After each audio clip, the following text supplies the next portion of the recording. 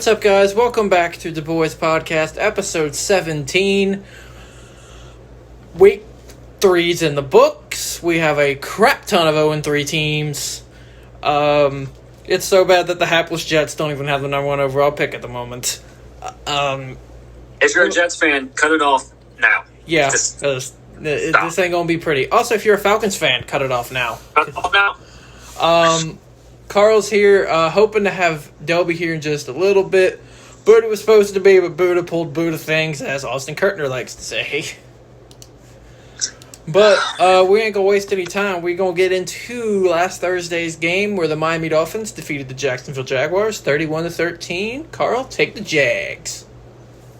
The Jaguars, yet another Thursday night game that we absolutely crapped on. Maybe if we keep doing this, they'll actually continue to be good games. But I am not hopeful for tomorrow. That's not happening. No, not happening. No, the hapless Jets. Yep. Okay, so going into last Thursday, Gardner Minshew looked good. 72% completion percentage on 42 pass attempts, 275 yards, did throw an interception. The real highlight for the Jaguars was James Robinson, undrafted rookie, coming in, getting all the touches after they released Leonard Fournette late into what would have been the preseason training camp. 46 yards on 11 carries, 2 touchdowns. Also led them in receiving with 83 yards on 6 catches. Gardner distributed the ball around very well to his pass catchers. You had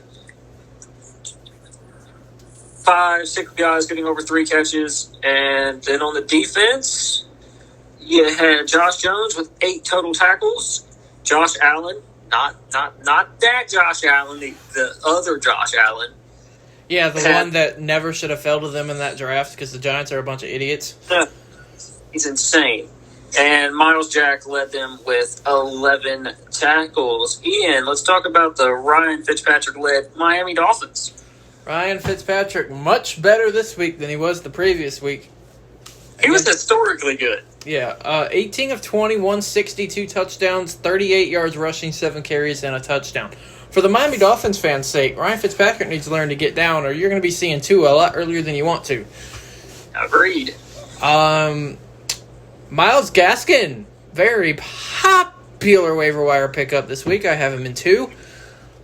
Just so you know, Carl, I never meant to say, and nobody else can figure out, before all the waiver wire things went live last night, between my 3 leagues, I had 13 waiver transactions. That's what we like to hear. Those are Carl numbers right there. Anyway, so Jonathan Howard added the other rushing touchdown. Miles Gaskin, 22 carries, 66 yards. Devontae Parker, Dolphins led in receiving, 5 catches, 69 yards. Mike Gesicki, who is turning into a very good fantasy option, backup if you need a tight end. And Preston Williams added the touchdowns. Miami got to Minshew 4 times and forced 2 turnovers, which ended up being the reason that they won the game. As we said, they won 31-13. As far as next week is concerned, the Dolphins are back home hosting the 3-0 Russell Wilson-led Seahawks, and the Jaguars travel to Cincinnati to take on the Joe Burrow-led Bengals. Alrighty. Carl, pick a game that's not the Eagles or the Cowboys. Let's go to Cleveland. Cleveland. And the Washington football team. The football team rolling to Cleveland. Looking to gain some momentum back. But, Ian, I'm going to let you handle the football team.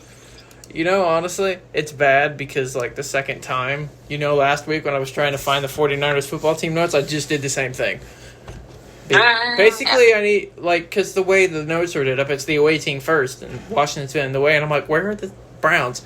Anyway, for the Washington football team, Dwayne Haskins was horrible. Bad. 21-37, 244, 2 touchdowns, 3 interceptions, and he fumbled twice. Yeah. Antonio Gibson led the team on the ground with 48 yards and a touchdown on 9 carries. Terry Scary McLaurin, 83 yards on 4 catches. Dontrell Inman added both of Dwayne Haskins' passing touchdowns because we all had that in the office pool. They fumbled 4 times as a team, losing 2 of them. Both were Haskins. And then, as I said, Haskins threw 3 really bad interceptions against a Cleveland secondary A Cleveland defense that doesn't get enough respect, if you're asking me. You had Jonathan Allen at 9 tackles and a sack to lead them on the defensive side. There's really not much else to add. They were terrible. They were outplayed. The fact that this game was only a 14-point swing is kind of amazing considering how bad Dwayne Haskins played. I agree. The major takeaway for Washington is that they're going to lose Chase Young for at least a week. Yep, that hurts. But on the Cleveland side, you had Baker Mayfield having a very, very Baker Mayfield type game. 16 for 23, 156, 2 touchdowns. This backfield continues to be absolutely insane, with them combining for 35 carries for 154 yards, 2 touchdowns, both of them for Nick Chubb, who also went over 100 yards. Touchdown catch by Kareem Hunt and Harrison Bryant. Odell Beckham led the way with 59 receiving yards on 4 catches. And as for the defense, here we go. Buckle up, everybody. Malcolm Smith with an interception, B.J. Goodson with an interception, Carl Joseph with an interception. Forced fumbles by Kevin Johnson, Myles Garrett, and Terrence Mitchell. Yeah, I felt like I didn't need to put all the names in here for all that stuff because I kind of I was going to pass those on to you because you're staring at the actual box scores. I am staring dead at the box score, and the box score says the same thing the final score does. The football team's bad. You mentioned it. Chubb got back to his ways. Kareem Hunt was Kareem Hunt. Didn't really do anything special. OBJ continues to kind of come up. First touchdown for Harrison Bryant? Yep, first career. Who's absolutely making that contract that they gave Austin Hooper look terrible. Yeah, Austin Hooper's been awful. I wonder if a team down in Atlanta could use a tight end or anything. Yeah, I know. Maybe the team that he used to play for. Yeah. But as far as go ahead. As for next week, we've got Washington, who's not going to get. Okay, they're not going to win. They're playing a really, really angry Baltimore team. Yep. After Baltimore got absolutely spanked on national television. And then Cleveland goes to Dallas in a game that I don't think they're going to win either. No. Yeah, that Dallas-Cleveland game should be interesting, but we'll talk about that in a little bit when we get to Dallas. I'm just going to get it out of the way now. Hapless Jets.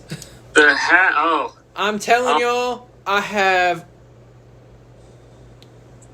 2 sentences for the Jets stats. No, let's back it up. I'll let you do the Colts, because if I do the Colts, it's not going to be fair. No. Let me just say this. The longer we get into the year, unless the Jets just get dropped 60 on, or they actually win a football game, or they're playing Carolina, Philly, or Dallas, which I don't think they're doing, we're just not going to talk about this team, because they are so damn bad. They're bad. Going on to the Indianapolis Colts, Phillip Rivers finally stopped turning the ball over, which isn't hard to do against the damn Jets. 17-21. What happens? 17-21, 217, 1 touchdown. Jonathan Taylor, 59 yards, 13 carries, and a touchdown. Mo Alley Cox continues his strong season. Popular fantasy waiver wire pickup, by the way. 3 catches, 50 yards, and a touchdown. Colts picked off Sam Darnold 3 times, including 2 from burnt toast executive Xavier Rhodes. One of being a pick six. And I quote text from Jordan on Sunday. You of course know you're bad. You know you're bad when you're letting Xavier Rhodes get in the end zone.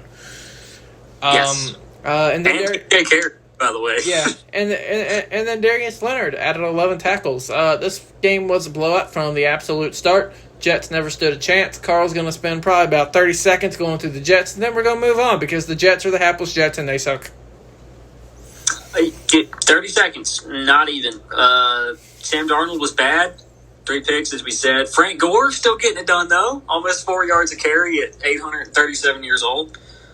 Braxton Berrios had another touchdown, popular on the waiver wires in the old fantasy football. And Bradley McDougald had 10 tackles. That's about all I'm saying. Yep, we're done. Next week, we've got Indy going to Chicago, and what could be a really good game. And then this Thursday night, ridiculous. Thursday. It's gonna be so bad. I'm so sad.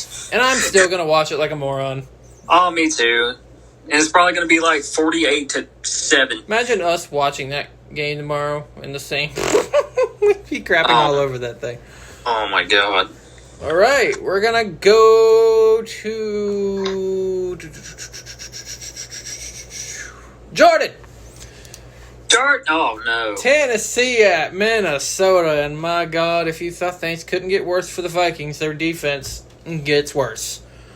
The Titans, they defeated the Vikings 31-30, literally on the leg of Steven Gostkowski, as the man was 6 for 6. Also, when Ryan Tannehill throws for over 300 yards and Derrick Henry rushes for over 115, you're not going to lose much.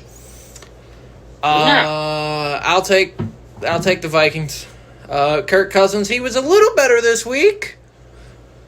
Not much, though. 16-27, 251, 3 touchdowns, 2 picks. Gotta stop turning the ball over. Hey, look what happens when you give Dalvin Cook the football. 22 carries, 181, 1 touchdown. But welcome to the league, Mr. Justin Jefferson.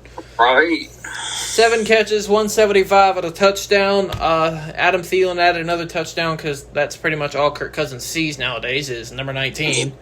Yeah. Harrison Smith did hitman things. 9 tackles, 1 tackle for loss, 1 pass deflection, 1 interception. And they were led in tackles by, guess who? Eric Kendricks. You mean the only healthy linebacker they have on their entire team? Yes. And on to the Titans of Nashville. Well, why can't they just be the Nashville Titans? Why are they the whole state? I know, it sounds so much better anyway. All right, Ryan Tannehill, as Ian said, went over 300 yards or 321. Didn't have a touchdown pass. Did throw an interception, though. Derrick Henry, 26 carries. I'm pretty sure he's ran the ball 300 times in the first 3 games of the season. 119 yards, 2 touchdowns. Corey Davis had 5 catches for 69 yards. Jonnu Smith, 5 catches for 61. And if you had Khalif Raymond going over 100 yards in your office pool, you're a lot smarter than I am. Just throwing it out there. Yep. Let's see. Jayon Brown led them in tackles with 8. You got a forced fumble and an interception from Jonathan Joseph. And overall, it was a good game. The Vikings are not good. They're just not good. No. I think there's some changes coming. I think there is too. And the thing is that the Titans are 3-0. Yeah. The Titans are hosting the Steelers this upcoming week. Maybe. They're probably going to play Monday or Tuesday due to the Titans' COVID outbreak. Minnesota did not have any positive tests due to this game, which is what you like to see.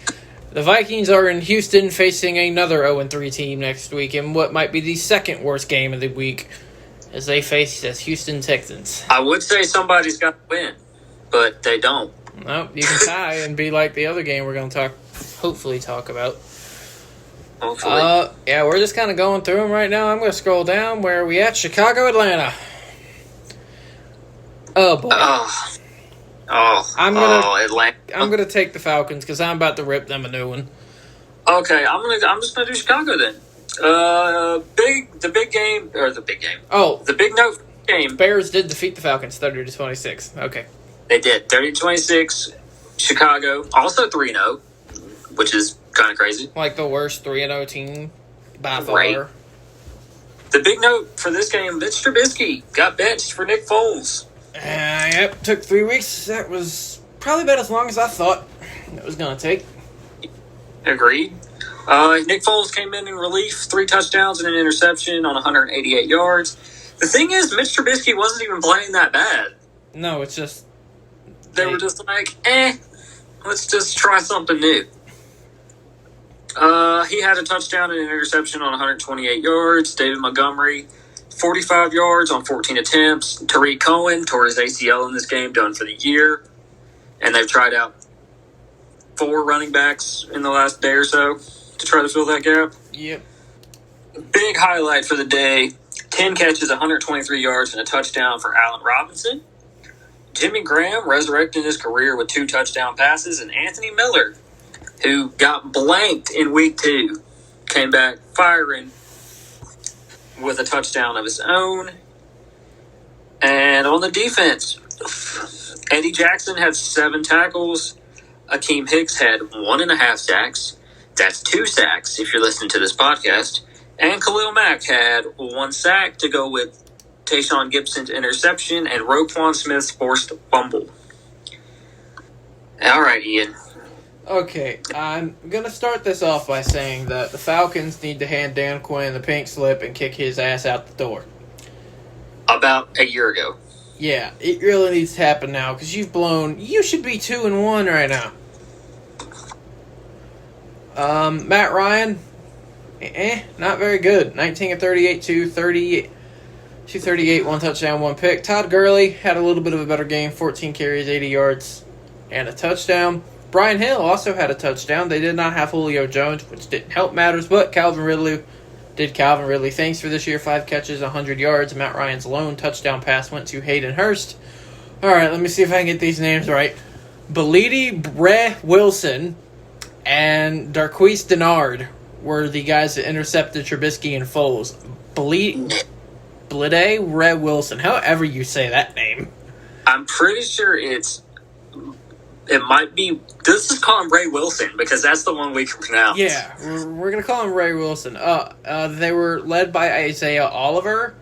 Again, we've talked about this. Why? Corners and safeties should not be leading you in tackles. The reason that's happening so much this season is because everybody's throwing the ball 60 times a game. Yep.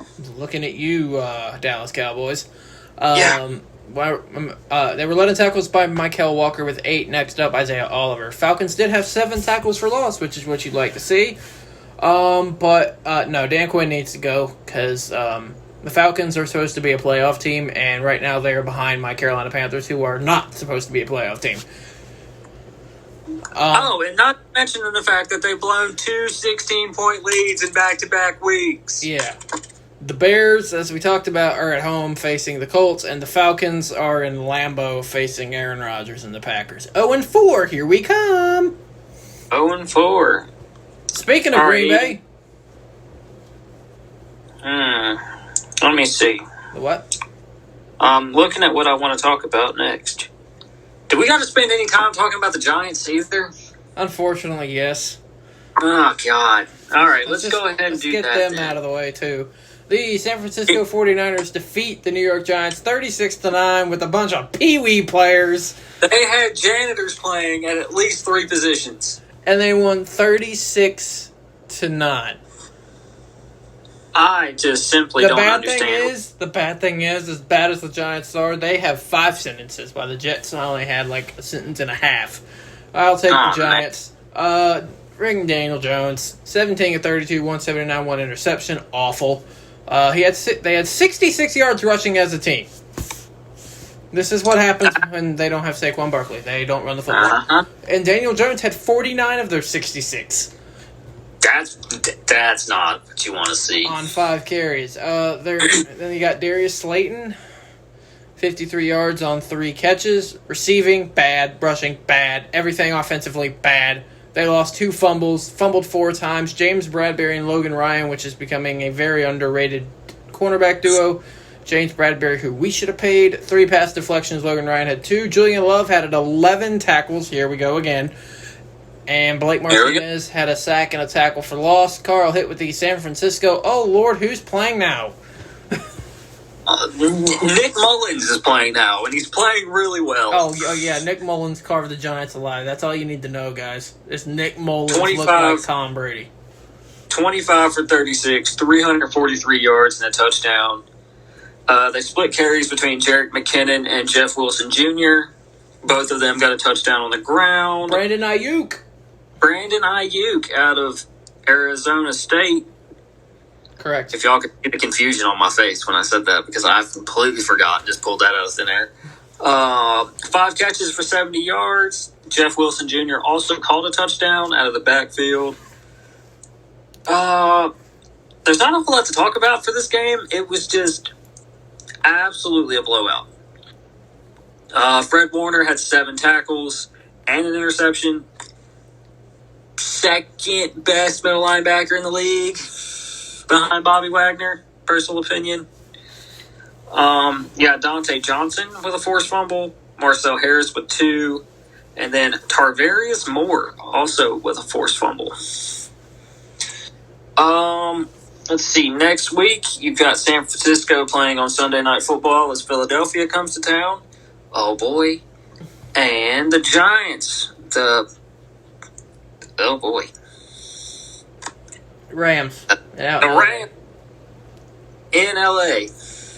So, we have hapless, as in the Jets. We have the 3/4 hapless New York Giants. Can we just call them the Hopeless Giants? There we go. Hapless Jets, hopeless Giants, and the semi-hapless Atlanta Falcons. I don't understand. Let's go to... We talked about Houston being 0-3 earlier, but they were in this game against the Pittsburgh Steelers in Pittsburgh. Steelers. They very much were in this game. Steelers win 28-21. But as good as Houston did play, the defense for Pittsburgh is too much. I'll take the Texans since outside of your division. 19 of 27 for Watson, 264, 2 touchdowns, 1 pick. Houston has no rushing game. It's non-existent. No. There's nothing there. 15 carries for 29 yards. It's also the same defense that held Saquon Barkley to 0.25 yards a carry the first week of the season. 13 carries, 23 yards, and a touchdown for David Johnson. That trade is still awful. Mm-hmm. They were led by Randall Cobb. 95 yards, 4 catches, and a TD. Then Will Fuller, 54 yards and a touchdown on 4 receptions. They were led by Benardrick McKinney, 11 tackles, and Zach Cunningham, imagine that, with 10. There's not really much to talk about for Houston. They were in this game, yes, but the defense for Pittsburgh did Pittsburgh Steelers steel curtain defense things. Yep. And Pittsburgh ended up picking up the win, and Carr will go through the Steelers. Yep. Pittsburgh got the win 28-21. Ben Roethlisberger 23 out of 36, 2 touchdowns on 237 yards. James Conner, 18 carries, 109 yards, and a touchdown. He's looked really good this season so far, which is really good to see. You had Eric Ebron, James Washington, Juju, and James Conner, all with over 4 catches. Eric Ebron led the way with 52 yards and a touchdown. Juju caught Big Ben's other touchdown.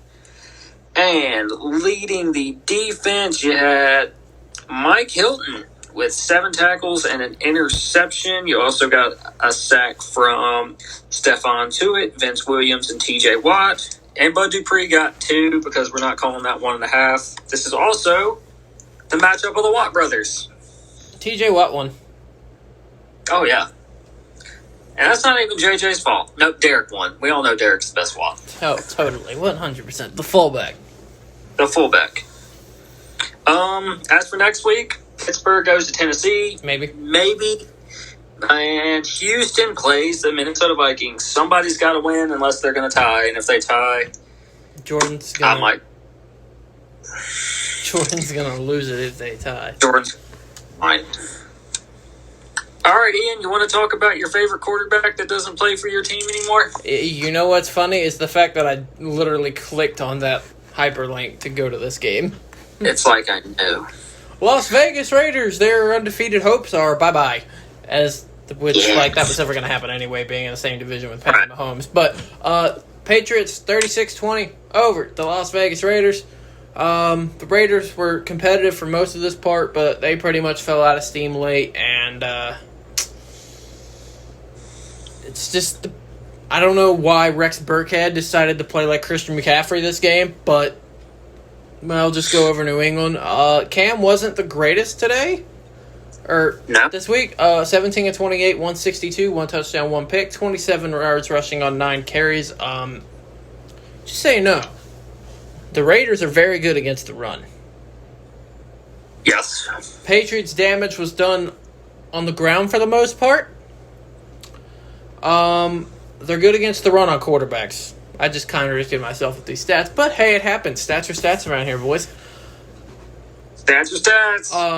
250 yards and 2 touchdowns as a team. Sony Michel, breakout game for the man. 117 on 9 carries. Rex Burkhead, 6 carries, 49 yards, 2 touchdowns, 7 catches, 49 yards, and a receiving touchdown. Lawrence Guy, Dietrich Weiss, and J.C. Jackson recovered Las Vegas' fumbles, while Shalik Calhoun forced 2 of them along with Chase Winovich. Too many putting the balls on the ground, Vegas. Yes. Speaking of... And this is a game where Derek Carr played very well against a very good New England very defense. well this season, in general. He 24 for 32, 261 yards, 2 touchdowns. Josh Jacobs, who sat out practice at least one day last week, just I think it was for some maintenance concerns. 16 attempts for 71 yards. Hunter Renfrow led them in receptions, yards, and touchdowns. Foster Moreau also caught the other touchdown. Hunter Renfrow went for 6 catches for 84 yards. And defensively, you have Nicholas Morrow with 8 tackles. Got your interception from Jonathan Abram. And Cleveland Fertile with 4 tackles, as well as LaMarcus Joyner with 6. Next week, Raiders are hosting the Bills, and the Patriots are in Kansas City taking on Patrick Mahomes and the Chiefs. Oh, yikes. Just scrolling down now. Rams and the Bills. Speaking of the Buffalo Bills. Game of the week. Bills almost blew a 28-3 lead. Yeah. They sure did. If it wasn't for Josh Allen doing what Josh Allen has done this year, Jared Goff is making a dark horse run at MVP. Yeah. I'll talk about the Rams just because I thought they were, even though they lost this game, I thought they were more impressive, showing the grit to come back from 28-3 down, because not everybody can do that unless your name is the Atlanta Falcons. 23 of 32, 21, 2 touchdowns, 1 pick. We have a new RB1 in Los Angeles for the Rams, and it is Darrell Henderson, and it's not even close. No. 20 carries, 114, 1 touchdown. Jared Goff also rushed for a touchdown. The leading receivers for the Rams, you really expect any other answers but Cooper Kupp and Robert Woods. 9 catches, 107, 1 TD for Cooper Kupp. Robert Woods, 5 catches, 74 yards, and a TD. They had their fumble issues 3 times on offense, losing 1. Aaron Donald, my God. What can I even say anymore, man? It's just a thing that happens. 6 tackles, 2 sacks, and 1 forced fumble. And that play on Dawson, where he literally threw him aside, took Josh Allen, almost broke his arm off, and recovered his own strip sack. Like, he's the best player in football, in my opinion. I agree, 100%. But speaking of the man whose arm he almost ripped off, Josh Allen, 24 for 35, 311 yards, 4 touchdowns through the air, also added 1 on the ground. That's 5 touchdowns total. He did have an interception in this game. Devin Singletary led the way out of the backfield with 71 yards. Stephon Diggs, 4 catches, 49 yards, and a touchdown. Also got touchdowns from Tyler Kroft and Lee Smith. And Cole Beasley led the way with 6 catches for 100 yards. On that's defense, what we all had in the office pool. Jordan Poyer put on a tackling clinic. 14 of them. A.J. Epinesa got a sack, Matt Milano got a sack, and an interception from Levi Wallace. Taron Johnson also had 11 tackles and 2 tackles for loss. Yeah. As you said, the Bills were up big. And I'm more impressed by the Rams, as you said, by their determination to come back, even though they couldn't quite stop Josh Allen at the end of the game. Well, nobody's been able to stop Josh Allen this year, so not really a problem. The Rams are at home hosting the Giants in an automatic W, and the Bills are taking on the Raiders.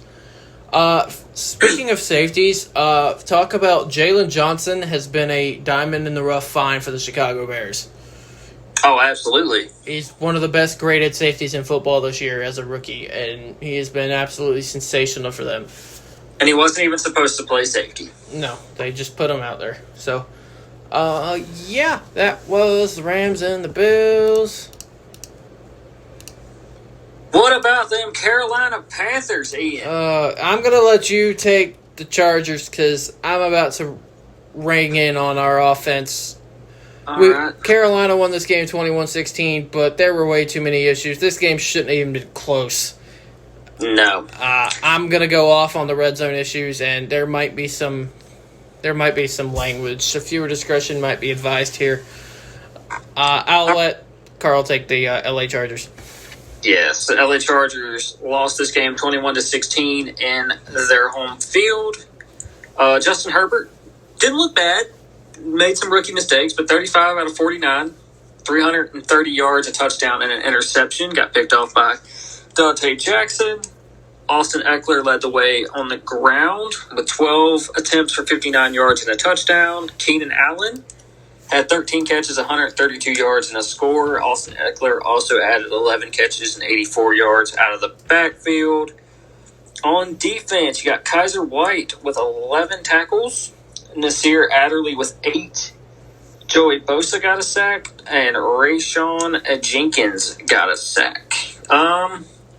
Justin Herbert, once again, didn't look bad. He's just got some growing to do with his decision-making. All right, Ian, go for it. Oh, boy. I'll go through the stats, and then I'll go off. Teddy Bridgewater, 22 of 28, 235, 1 touchdown. As long as Teddy doesn't turn the ball over, we have a chance to win every game. Agreed.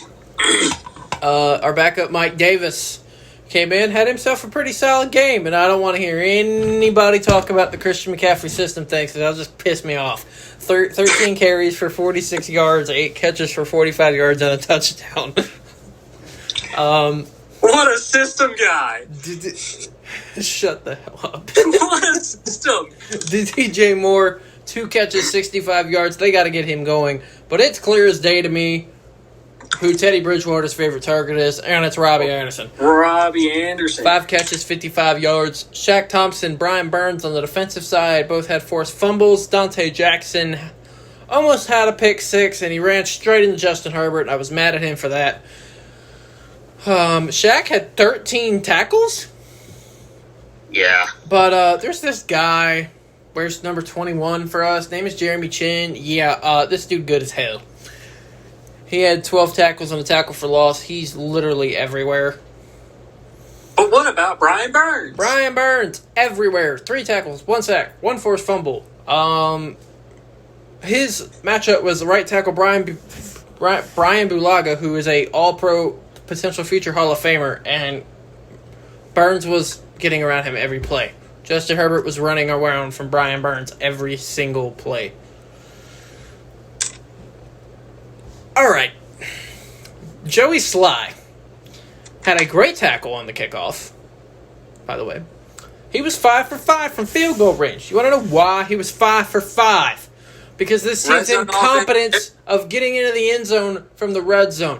They had 5 red zone possessions with 4 field goals and 1 touchdown. Fucking awful. Well, there goes that. I told you it was coming. I mean, Yeah, I don't. Being an outside source, y'all just don't have that dominant force in the red zone that's going to go up and get the ball. well, no. What irritated me is on Dante Jackson's pick 6. Sorry, his almost pick 6. Should have been a pick 6. Should have been. But 8-yard line, 8 seconds left. You think, hey, we're going to take a shot to the end zone. No, they throw it 5 yards below the sticks like idiots. I love Joe Brady, and he's got a really good offensive mind, but he calls some really stupid stuff sometimes. Yeah, Carolina should have won this game by 20 points. They were by far and away the better team, and thank God for Austin Eckler and Keenan Allen not having communication, because if Austin Eckler had got that ball on a clean pitch, this game would have been 23-21.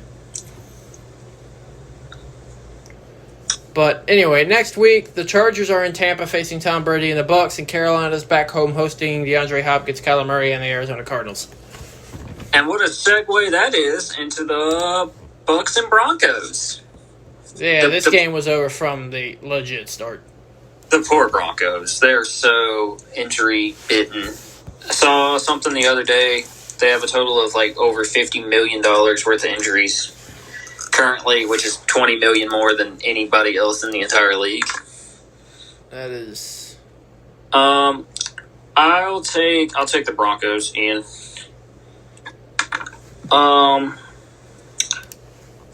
Jeff Driscoll, starting for Drew Lock, went 17 for 30 for 176 yards, 1 touchdown, and an interception. Brett Rippon, who was named the starter for Thursday Night Football this week. Oh, boy. Brett, let it rippin', buddy. Let it rippin'. Just not to cut into our game recap, but the MLB has just announced fans will be in seats for the NLCS and the World Series in Arlington. Election's coming up. COVID's going to disappear. Approximately 11,000 tickets will be available for each game, with 10,000 fans spread throughout the ballpark and 950 in suites for the NLCS and the World Series. I'm assuming the ALCS will be the same thing. So, yeah. Anyway, continue. Yep. Oh, yeah. Brett Rippon, 8 for 9 for 53 yards and interception. As I said, named the starter for Thursday Night Football against the hapless New York Jets. They have no rushing offense whatsoever. Not even worth going over the numbers for. Melvin Gordon had 8 attempts for 26 yards. The lone touchdown from Jeff Driscoll went to Tim Patrick. And Jerry Jeudy led them through the air with 5 catches for 55 yards. On defense, they were led by Justin Simmons with 8 tackles. Shelby Harris also contributed 2 sacks. The Broncos aren't a bad team. They're just going to look like a bad team on paper because they're not going to be able to win games. Tampa Bay. Tom Brady finally looking like Tom Brady. 25 of 38, 297, 3 scores. They rushed for 68 yards as a team. Scooty Miller, as I like to call him. Name is Scotty Miller, but I call him Scooty. 3 catches, 83 yards. Chris Godwin caught a touchdown. He's going to be out for a little bit, while Mike Evans had the greatest stat line of all time. 2 catches, 2 yards, 2 scores. Had the best stat line ever. Jason Pierre-Paul forced a fumble. Levante David and Mike Edwards got interceptions off of Driscoll. Shaquille Barrett. Oh, man. 6 tackles, 2 sacks, 3 tackles for loss. Next week, we're just making up people now. And next week, the Bucs are hosting the Chargers, and the worst game of the year is coming up tomorrow night. Denver and the New York Jets. I keep forgetting that we're doing these on Wednesday, and we can say tomorrow. Yeah. I feel like it's still Tuesday. Honestly, though, you know what I noticed? I'm talking about the Eagles last night. I was like, they are so lucky there's not fans and seats up there. Oh, my Lord. They would have done fired Doug Peterson, done rioted Carson Wentz out of town. It would have been so bad. Oh, my Lord. What do we got left in Detroit and Arizona? Let's see. Outside of Delby and Buddha's games, Detroit, Arizona, Green Bay, New Orleans, Kansas City, Baltimore. All right, let's jump to Detroit, Arizona. Lions in their 11-game losing streak. There you go, Adam. There you go, Steph. I realized that. 26-23 defeat of the Arizona Cardinals. The Lions got Kenny Golladay back, and it did help out Matthew Stafford. Everyone that owns Kenny Golladay in fantasy just did a massive yeet. I have no receivers. Except for the team. No, in Christ above, in TJ Maxx Fantasy, you got the best receiving lineup in the freaking league. In the world. We're doing good. The Lions can definitely build off. Their defense played exceptionally well in this game. They Lions stats. Matthew Stafford, 22 of 31, 272 scores. What I'm still not understanding is the fact that the Lions have Kerryon Johnson and DeAndre Swift, 2 young, insanely potential backs, and Adrian Peterson is getting most of the carries. 22 carries for 75 yards. I legit don't understand, but this is a Matt Patricia coach team, and then it's the Lions front office, so, it makes sense. Kenny Galladay, 6 catches, 57 yards, and a tutty. And Jesse James added the other touchdown. Forgot that man was still even in the league. Oh, and the thing that nobody has that I didn't even notice is that they moved Jamal Agnew from corner to receiver. Really? Yes. All right, Detroit. Lions were able to pick off Kyler Murray 3 times. Deron Harmon, Jamie Collins, and Jeff Okudah, who had himself a game. Tracy Walker had 11 tackles. Okudah, 6 tackles, 2 TFLs, 1 pass deflection, and his first NFL interception on a beautiful diving play. It was off the walls, insane. People said, oh, he's not worth the pick. C.J. Henderson's been better, which they're not wrong in the second part. But Jeff Okudah was number 3 overall for a reason, guys. But the thing in the whole draft process is that everybody wanted Jeff Okudah, or everybody was talking as if Jeff Okudah was that much better than C.J. Henderson anyway, when he really wasn't. No. The only reason Okudah got more yards is because he played for Ohio State and C.J. Henderson played for Florida. Speaking of Florida, they don't put very many corners in the league that are very good, so it's pretty good to see Henderson doing well. Yeah. Carl will take the Arizona Cardinals. The Cardinals. Kyler Murray, 23 for 35, 2 touchdowns on 275 yards and 3 interceptions. Not a good game. Not a great game from Kyler Murray.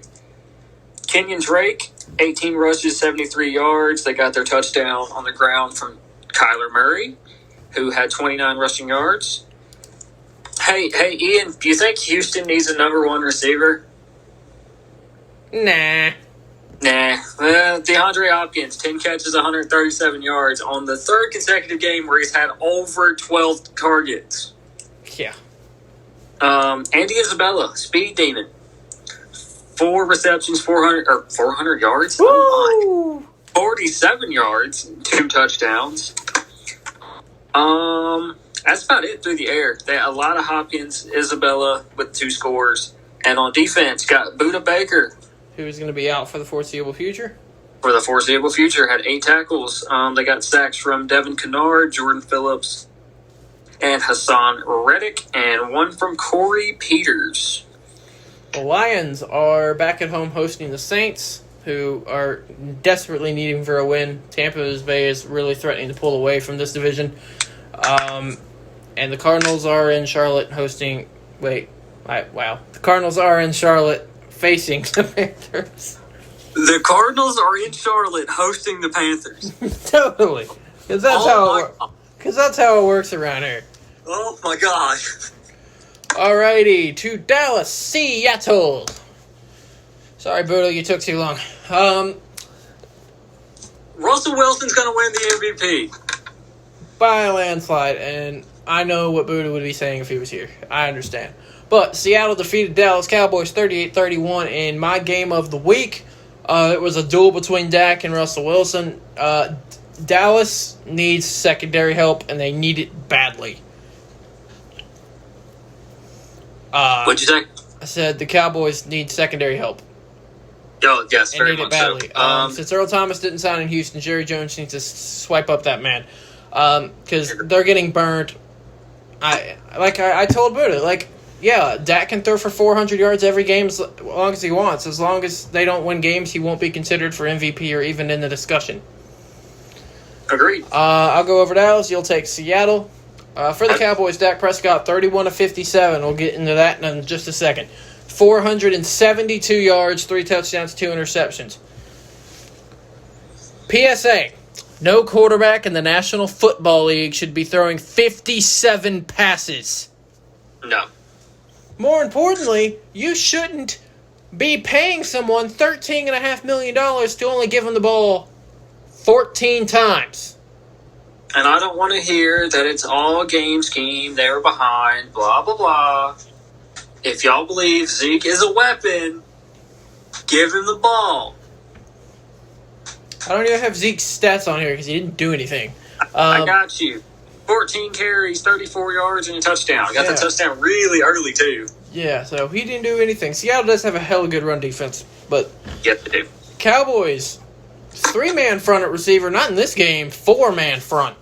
Mm-hmm. Yeah, they were led by Michael Gallup, 6 catches, 138, 1 score. Cedric Wilson, 5 catches, 107, 2 touchdowns, because office pool. Amari Cooper, 9 catches, 86 yards, and CeeDee Lamb, 65 yards on 5 carries. Trevon Diggs is literally the only guy in the Dallas secondary that even remotely gives a damn. He saved a touchdown. Yeah, because oh my God, DK's an idiot. He also added 9 tackles. Alden Smith is the leading candidate for most improved and defensive player of the year right now.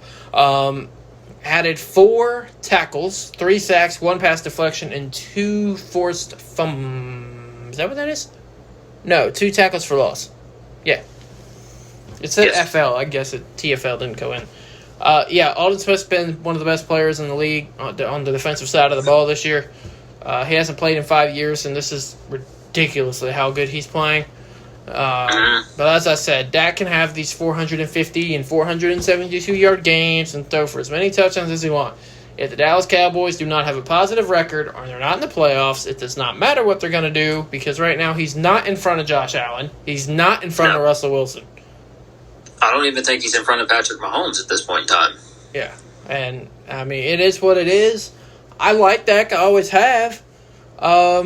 There's no debate between the Dak and Carson Wentz situation this year. No? But sorry, Doug. I'm kind of feeling he'd agree with you. I'm going to let Carl take the Seattle Seahawks because I don't see anybody stopping this team. It's the Seattle Russell Wilsons. No more Seahawks. Just Russell. I mean, that's fair. 27 for 40, 315 yards, 5 touchdowns. For the second consecutive game. That man has 14 touchdown passes in 3 weeks. Chris Carson led the way on the ground with 14 rushes for 64 yards. Out for 2 to 3 weeks, I believe I saw, something like that. On a Bush League, not unnecessary. Yep. Yeah, not. That was ridiculous. So this backfield moving forward is probably going to be a lot of Carlos Hyde, who chipped in with 12 rushing yards. Tyler Lockett, 9 catches, 100 yards, and 3 scored. Inhuman. Yeah. Got Greg Olsen, 61 yards on 5 catches. And then DK Metcalf, 4 catches, 110 yards, and a touchdown. Should be 4 catches, 111 yards, and 2 touchdowns. But he decided to hot dog it into the end zone and fumbled the ball. Cost a lot of people a lot of money in fantasy football. Yep. And as for the defense, you've got Shaquille Griffin. Oh, boy. Cornerback, 11 tackles.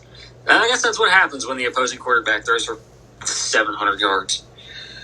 Shaquille Griffin also had an interception. Got an interception from Ryan Neal. A forced fumble from Jerron Reed. And Bobby Wagner had 9 tackles as well. Got sacks from Jerron Reed and Alton Robinson. Next week, you also didn't hear Jamal Adams' name that much. No. They kind of schemed away from him. Which is a smart idea. The Cowboys are hosting the Browns and are in Miami facing the Dolphins because I forgot to put the Seahawks. The Seahawks are in Miami facing the Dolphins. Now, it's literally a good thing that the people that listen to these can't see the notes that we take.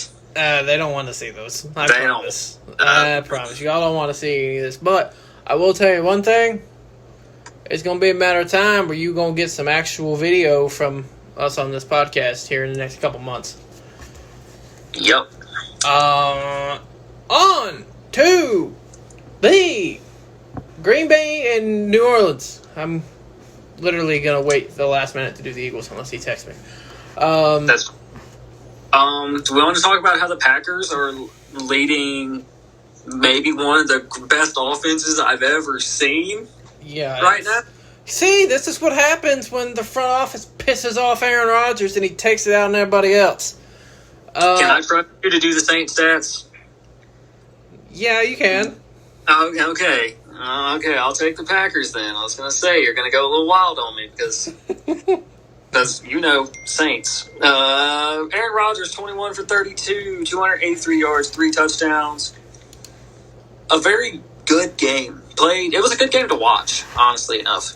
Well, I wouldn't have known. I had to be at work at 6 a.m. on Monday, so I missed the last half of it. at TJ Maxx. We can't And pay. home goods. And home goods. Aaron Jones, 16 attempts, 69 yards, and a touchdown on the ground. Alan Lazard. Office pull! I want to call him Lizard every single time I see his name. I've already done 6 that. catches, 146 yards, and a touchdown. Robert Tonyan checked in with another touchdown, and Mercedes Lewis got the third touchdown. Aaron Rodgers out here throwing to janitors again. Ty Summers led the way in tackles with 9 after he had to come in midway through the first half, I believe, because Christian Kirksey got injured. You got 2 sacks from Kingsley Kiki, which might be my new favorite name to say. And he also got an interception, a forced fumble. Got a forced fumble from Zadarius Smith, as well as one from Oren Brooks. Ty Summers led the way on defense. 9 tackles. Yep. As far as for the 1-2 Saints, man, I love knowing the fact that we have the same record as those bums. You said I could trust you. I mean, you can with stats. I didn't say about stuff that wasn't on paper. Drew Brees, if you can see this man right now. Drew Brees, 29 of 36 for 288 and 3 touchdowns. Alvin Kamara. Drew Brees looked a lot better this week. Of course, the Packers' defense is bad. Yeah. Alvin Kamara is a bad dude. 6 carries, 58 yards rushing, 13 catches, 139 yards, and 2 touchdowns. I guess when you don't run him and you just throw him the ball and it works. And one of the plays of the year, by the way, on that screen. It was, but it was also some of the worst tackling I've ever seen. Worst defense I've ever seen. Oh, look who decided to actually show up this week. Emmanuel Sanders, 58 yards and a touchdown on 4 catches. This one, I'm not sorry for. Taysom Hill is a bum. I absolutely agree. And lost the fumble. That's all this says. Taysom Hill is a bum and lost the fumble. Lost fumble. That's it. Yeah. Malcolm Jenkins, 9 tackles and a tackle for loss. Here's the thing.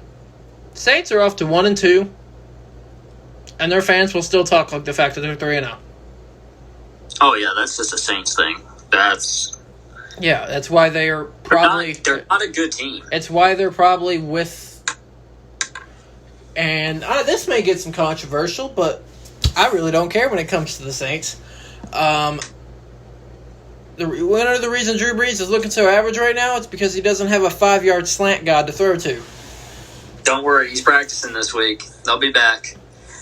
Honestly, if they play him against the... Sorry, Adam. Sorry, Steph. If they play him against the damn Lions, they are stupid. So we have the hapless Jets, the hopeless Giants, and the damn Lions. Yep. What just happened?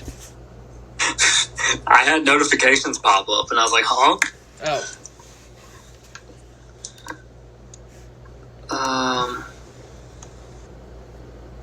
Yeah, the Lions, I wouldn't play him against the Lions, personally enough. I would leave it at that. But here's the thing.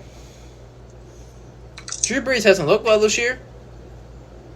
Even though he did look good Sunday night. That's all we're going to go to, because I could crap about this team all day. Say about that. Anyway, the Saints are in Detroit facing the Lions, and Green Bay is hosting the Falcons, the semi-hapless Atlanta Falcons. The semi-hapless. All right. Going to Monday Night Football? Nope. He's not here. I've given him all the time in the world. Okay. We have a tie. I hate ties in professional sports. Me too. The Cincinnati Bengals were in Philadelphia, and as Ian said, we had a 23-23 tie, and the Philadelphia Eagles got lucky that they tied. They did not deserve to win or tie this game. I'm just going to come out and say it, because I know Delby would if he's here. Carson Wentz has been a bottom 4 quarterback this year. He's been so bad. And yes, he's throwing to essentially me and Ian. But good God. Joe Burrow is proving he is the guy for the Bengals franchise. And honestly, I think it's time to give Jalen Hurts a few drives. If they come out and lose to the 49ers, which, spoiler alert, I think they will, you're going to definitely have to start looking at that as an option. Either that or you're just going to throw away. Like, honestly, I don't understand why it's going to hurt to throw him out for 2 to 3 possessions and see how it goes. See what you did there? Yeah. Yeah, it's not going to hurt. It wasn't intentional. Because this is getting bad fast. I'll take the Eagles. Carson Wentz, he's been a bum. 29 of 47. Carson Wentz, bum. 29 of 47, 255, 1 touchdown, 2 awful interceptions. They were bad. More turnovers. Like, they were even an excusable, he's trying to make a play interception. That's that crap don't fly around here.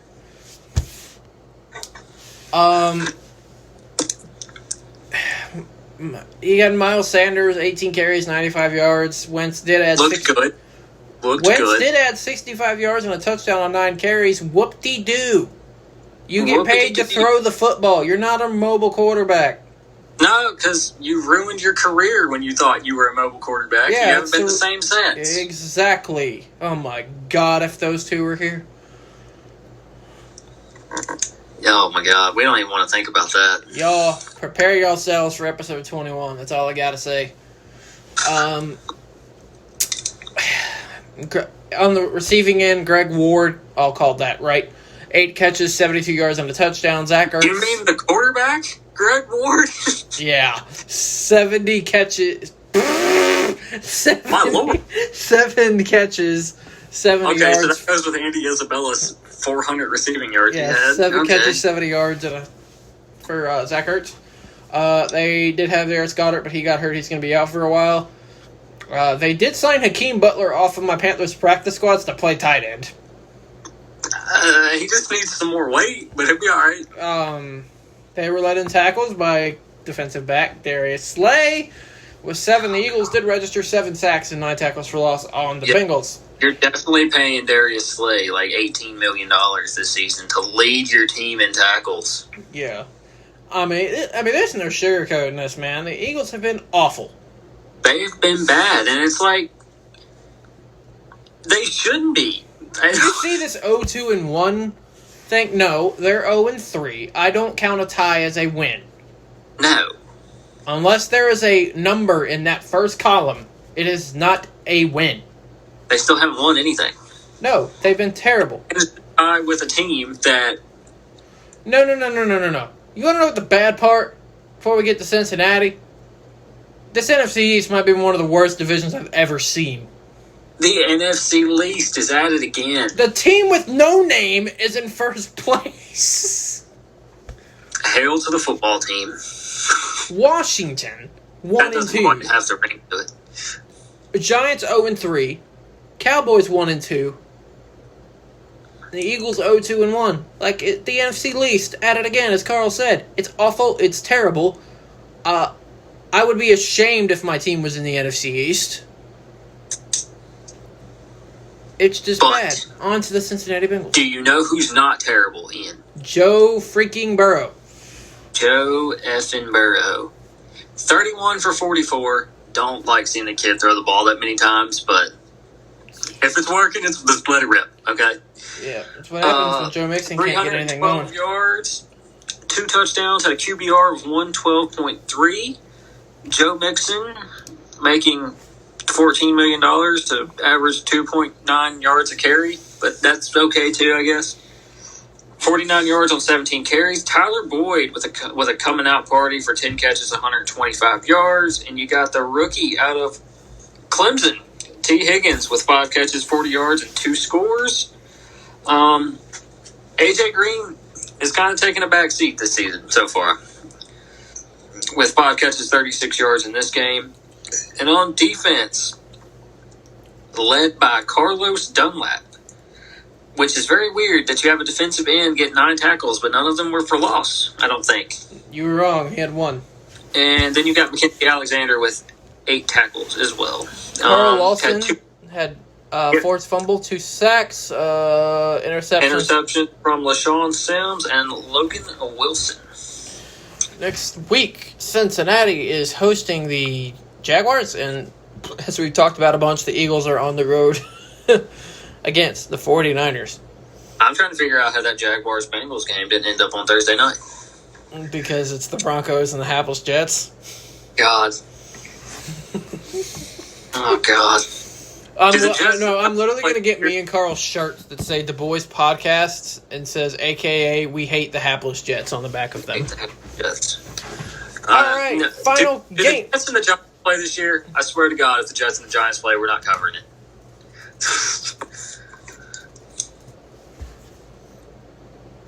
Give me a second, I'll find out for you.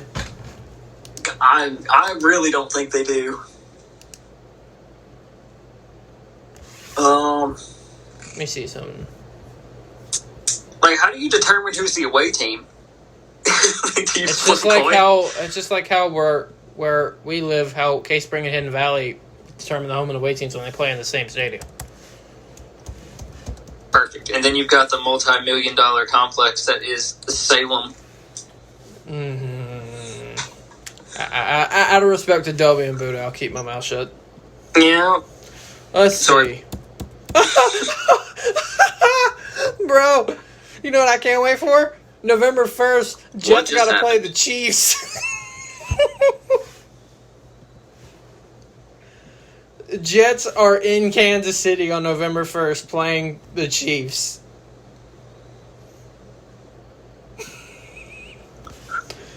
Oh my God. What just happened? What? What just happened? I lost you for about 30 seconds there. Don't you, I swear to God, don't you do it. Good? Are we good? Yeah, we're good. I got you now. Okay. I was going on, and these people probably were like, why is he laughing? Carl's not saying anything. The Jets are in Kansas City on November 1st. Oh, my God. That'd be the game they're going to win. Carl, don't do that. Don't be stupid. Don't be a TJ Maxx moron. I'm King Moron. We all know. No, you're the furthest thing from that. Oh, my Lord. But speaking of the Kansas City Chiefs, the fighting Patrick Mahomes of Kansas City. Yeah. You want the Ravens or the Chiefs, Ian? I'll take Kansas City. All right, I'll take Baltimore. Looked bad. Lamar Jackson was terrible. 97 passing yards and 1 touchdown. He did add 83 yards on the ground, but that's a very pedestrian game for Lamar Jackson. Yep, he also fumbled. Yes, he had Mark Ingram with 7 rushes for 30 yards. Gus Edwards, who's looked like the best running back in that backfield, which is ridiculous to say. J.K. Dobbins has become a receiving threat with 4 catches for 38 yards. When your leading receiver has 38 yards, that's how you know it was a long night. Lamar's lone touchdown went to blocking tight end Nick Boyle. Because office pool. Because office pool, you know. And Chuck Clark led the way on defense with 10 tackles. You got a forced fumble from him as well. All right. They just don't. They look like they had no idea what they were doing. And this proves to me that the Kansas City Chiefs will forever be the favorite in the AFC. Oh, yeah. Oh, yeah, that Super Bowl pick I made at the beginning of the year, yeah, I'm scrapping that. It's Kansas City, Seattle until proven otherwise. Yeah. Kansas City. Patrick Mahomes, thanks. 31-42, 385 and 4 touchdowns, including a ridiculous little shovel pass. I was like, what the fullback? I was like, what is going on? Clyde Edwards-Helaire bounced back, 20 carries, 64 yards. Mahomes also added a rushing touchdown because, Mahomes. You want to know what the ridiculous of this is? 6 guys had over 60 yards receiving. Yeah. 6. Travis Kelce, 87 yards, 6 catches. McCole Hardman, 81 yards and a touchdown. Tyreek Hill, 77 yards and a touchdown. Clyde Edwards-Helaire, 70 yards. Watkins, 62. Anthony Sherman, touchdown. And a big man tutty! Big man tutty. Eric Fisher, who was a former number 1 overall pick that probably no one remembers. And Chris Jones added 2 sacks for that Chiefs defense, who was all over Lamar Jackson and the Ravens. They couldn't do anything. Shortly after this game, what's his name? Patrick Mahomes taking a shot at the NFL Top 100 list. Yeah. Oh, and announced he's having a baby. Yeah, good for him. Congratulations, Patrick. He's getting married and having a baby. And the best player in football is going to make $500 million. Yeah. Well, the best quarterback in football. Yes. The Ravens take on the Washington football team. That's going to be a massacre. And the Chiefs are hosting the Cam Newton-led New England Patriots. Hey, that was the Week 3. Did that hurt? Hold on. Did that hurt your soul? What, say Cam Newton-led Patriots? It always will hurt my soul. Always will hurt my soul. Yeah, that was the Week 3 reviews. It was a pretty good stack of games. And now we're going to get into me and Carl's Week 4 predictions. Starting with, my God help me, I have the Denver Broncos easily over the hapless New York Jets, 20-9, and this would be more points if the Broncos were fully healthy. Ian, you're not going to believe this. Are you seriously about to pick the damn Jets? I am. I got the Jets winning 20-17. I just think the Jets defense is going to end up being better than the Broncos defense is. You know I haven't got a Thursday Night Football game right all year, so... Let's go. I'm just going to pretend that you didn't just say that, and we're going to move on. I feel like I betrayed everything this podcast stands for. The Baltimore Ravens will bounce back and beat the football team 25-21. I got the Baltimore Ravens beating the football team 41-20. Nice.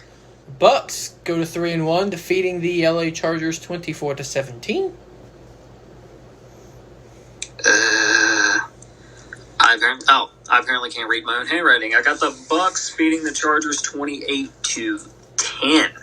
Seattle takes out Miami 42-17. Got Seattle over the Dolphins 30-14, and then we're gonna head to Houston, and I got the Houston Texans beating the Minnesota Vikings 24-21. I've got Minnesota getting their first win of the year, 27-24. And a prediction. Bill O'Brien gets fired if Houston loses this game. Oh, I definitely see that. There could be definitely a couple of coach firings. If Adam Gase. Yeah. Dan Quinn. Let's see, where are we? I got New Orleans beating Detroit 30-24. New Orleans beating Detroit 31-27. Real close. Cowboys 34-24 over the Cleveland Browns. Cowboys 35-23. Wow. Okay, whatever. The Cincinnati Bengals over the Jacksonville Jaguars 28-10. I got the Bengals over the Jacksonville Jaguars 13-10. The most boring game of the weekend. Low scoring game. Oh, I have... Hold on. Hello? Hold on.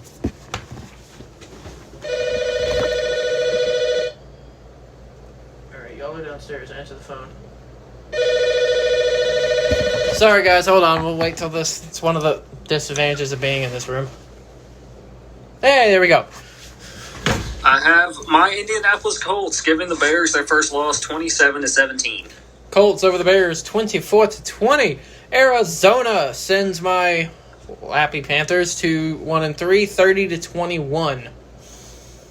I've got the Cardinals beating the Panthers 28-14, and then I have the hopeless Giants losing to the Rams 31-7. 38-3 Rams. Oh my God. The Bills will go to 4-0, taking out the Las Vegas Raiders 28-14. I've got the Bills over the Raiders 27-20. And then I've got the Chiefs 38-28 over the New England Patriots. Chiefs over the Patriots 31-30. I've got the Eagles dropping to 0-3-1. 2017 loss to the 49ers. I've got the 49ers over the Eagles 20-10. And then I have the weekend being rounded out Monday night with Green Bay defeating the Falcons and Dan Quinn getting fired 42-40. 38-17. Green Bay. Ooh. And just to put on a little other one, just because we didn't really talk about it, and did you even do predictions for Pittsburgh and Tennessee? Yeah. We have no idea when this game's going to happen. It might be a doubleheader Monday. It might be Tuesday night football, which is the weirdest thing I've ever said in my entire life. I got Pittsburgh winning 21-17. 35-31 Pitt. So those were the predictions. We haven't really been the brightest as of late, but, that's how it goes around here. On to the other world of sports going on around here, because we actually do talk about other things from football from time to time around this place. What? I picked the Jets. Yep. We're going to roll with it. Okay, here we go. Anyway, congrats are in order out to the Tampa Bay Lightning as they win the Stanley Cup 4-2 over the Dallas Stars. There's a bunch of former New York Rangers on that team, Ryan McDonough and a few others. So yeah, Tampa Bay are your 2020 Stanley Cup champions. Who knows when they're going to be playing hockey again? I feel like that was a very short series, too. I feel like that series went by really fast. It did, because they played, quite literally every night. I think they played 6 out of 8 nights or something, 7 or 8 nights, something like that. Tampa Bay, really good playoff run. The most overtime games played in Stanley Cup playoff history, so they obviously deserved it. Andre Vasilevsky was great in net. Victor Hedman, their all-pro defenseman, won the Conn Smythe for the MVP of the playoffs. Hey, I'm gonna give our viewers a secret. I have no idea what you just said, but it sounds good to me too. Yep, I'm kind of the hockey guy of the podcast, so I'm gonna get there. Damn it, I'm gonna get there. Yep. Just to go through a few things, the National Hockey League 2020 entry draft is October 6th, where my Rangers have the number 1 overall pick, so you'll love to see it. The NHL free agency pool starts October 9th. God knows when they're going to be playing hockey again for the regular season, but, we'll figure that out when we get there. Going on to the NBA tonight, the NBA Finals starts between the Western Conference champions LeBron James, Anthony Davis, and the Los Angeles Lakers, taking on the Eastern Conference champions Bam Adebayo, Jimmy Butler, and the Miami Heat. And if y'all didn't know, Ian is a Heat fan. And Delby. Currently has a Heat jersey on. No bias here. Jimmy Butler. Jimmy Buckets. I'm not going to be one of those sports fans that comes out and say my team's going to win just because they're in a championship series. I don't think we win this. I think the Lakers win it in 6, but I do think it's highly competitive and there are some overtime games. While I love Jimmy and I love Bam and I love our shooters, it's really going to be hard to beat a team with Anthony Davis, who's been the best big man we've seen since Shaquille O'Neal, and LeBron James, who in year 17 just put up a triple-double to close out a series in the Western Conference Finals. Buddha, I don't care what you say, man. He is the best player on the planet and will be the best player on the planet until he retires. And in my opinion, he's the second greatest to ever play the game behind Michael Jordan, just ahead of Kobe at 3. I agree with everything you said, even your series prediction. I got the Lakers in 6. I do think y'all come out and steal game 1 tonight, though. I would be hype as absolute hell if we somehow I definitely think y'all come out and take this game tonight, and then LeBron's going to enter finals LeBron mode. Yeah, I know how he is. And here we go. Yeah. But as far as that goes, yeah, I have LeBron at 2. Jordan, LeBron, Kobe, in that order. Yep. And LeBron's going to be the best player in the NBA until LeBron decides he doesn't want to play basketball anymore. Which he's 37. How old is he? Yeah, he's 37, I think. 36, 37, it's something ridiculous. Like that. It's insane. Well, that's what happens when the man spends almost $1 billion on his body every single offseason. Yeah. Oh, yeah, the baseball playoffs have started. Yep. We have a team that has advanced from the wild card series, which are best 2 out of 3. The first team to advance is the Houston Asterix. I'm sorry, I couldn't help myself. Oh, God. The Houston Astros sweep the Minnesota Twins to advance. If y'all think Ian doesn't like the Saints, his hatred for the Astros is deep. Also, the Minnesota Twins have lost 18 consecutive playoff games. Oh, Jordan. Oh. I forgot Jordan was a Twins fan. Oh, my heart. Jordan deserves so much better. Yeah, that's what happens when you root for a majority of the Minnesota sports teams. Yeah. Timberwolves with the number 1 overall pick. Here we go. Yeah, the Marlins beat the Cubs today, which, yeah, we all called that in the office polls, right? The Yankees look to close out the Cleveland Indians tonight. The Atlanta Braves go up 1-0. That's Carl's team. My team. Chop on. MB free. MV Freeman. I love it.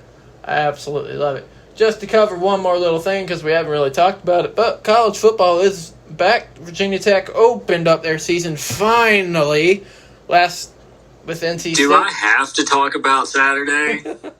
I'm just going to mention it for just a second. You don't got to worry about it. I ain't going to... We lost by 42! To your probably most hated rival outside of Florida. Anyway. Mailing it in.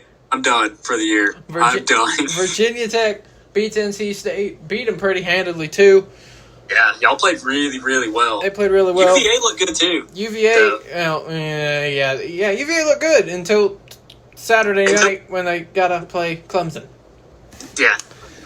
Florida State got hammered by Miami 52-10. There's no positives. We scored. Not to, obviously this joke is just kind of made in jokes. It's nothing to say anything about people that have had COVID or anything. I don't want to crazily offend anyone. But a Florida State fan literally came out on Twitter and said, can one of our players or somebody at the university fake COVID so we don't have to play Clemson? Can we just forfeit? Because I'm telling you, Clemson will put up 70 on y'all's. They're so bad.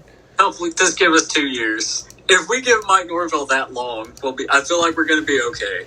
But Willie Taggart might be the worst judgment of talent in the history of college football. As we both know. Oh, speaking of, the College Football Playoff Committee unanimously turned down a proposal to go to 8. I think they should have, but, whatever. 4 teams. I mean, we got the SEC right now. We got the ACC and the Big 12. Also, Texas and Texas Tech. Also, is Notre Dame going to play football this year? Which, if Notre Dame doesn't play football, then Clemson... They legitimately had 18 cases of COVID the other day. Holy crap.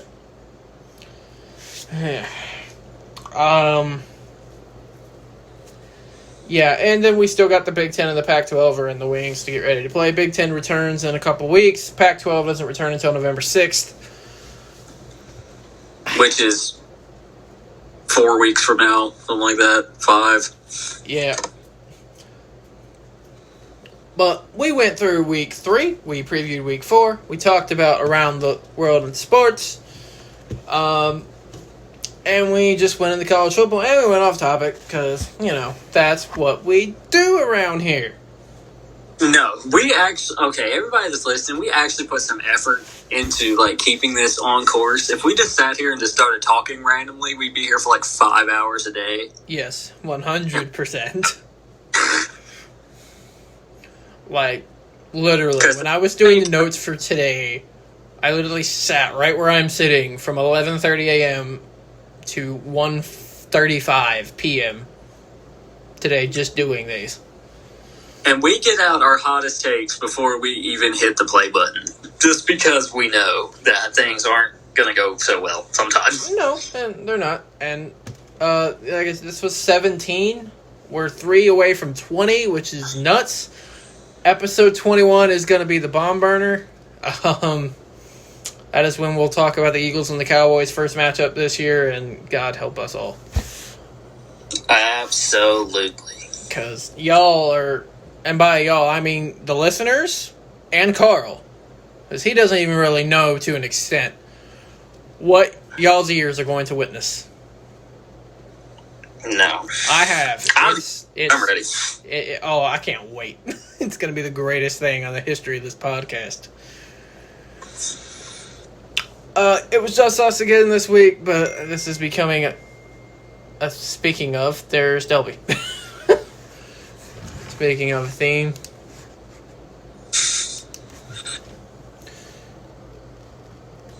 Anyway, that was episode 17 of the Boyz podcast. That was Carl. Yeah, see you guys. And Delby took a nap. This is Big E. We will see y'all next week for episode 18. Enjoy the crap show that is going to be tomorrow night's football game. And Carl, Carl, I swear to God, if the Jets win this game, I don't want to even be here next week. I'm just kidding. Jets get the dub. Oh, also, next week's podcast is going to be like not a... Yeah. He's so late. Yeah. But you got to do what you got to do. Yep. Anyway, guys, that was episode 17. That's Carl. This is Big E. We will see y'all next week. Enjoy the football this weekend. The Boyz out.